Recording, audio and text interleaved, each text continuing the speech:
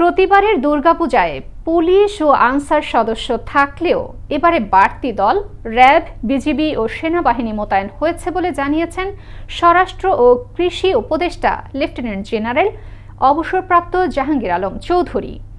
মঙ্গলবার সকালে গাজীপুরের কৃষি গবেষণা ইনস্টিটিউটে পরিদর্শন ও মতবিনিময়ের আগে সাংবাদিকদের প্রশ্নের জবাবে একথা জানান তিনি। বলেন, এবারের পূজা খুব ভালোভাবে হবে। পরিদর্শনকালে অন্যান্যের মধ্যে উপস্থিত ছিলেন কৃষি সচিব ডক্টর এমদাদ উল্লাহ মিয়া, বাড়ির মহাপরিচালক ডক্টর আব্দুল্লাহ ইউসুফ আকন্দ, জেলা প্রশাসক নাফিসা আরিফিন ও পুলিশ সুপার আবুল কালাম আজাদ সহ অন্যান্যরা। দুর্গাপূজার কোনো ধরনের কোনো শঙ্কা নেই।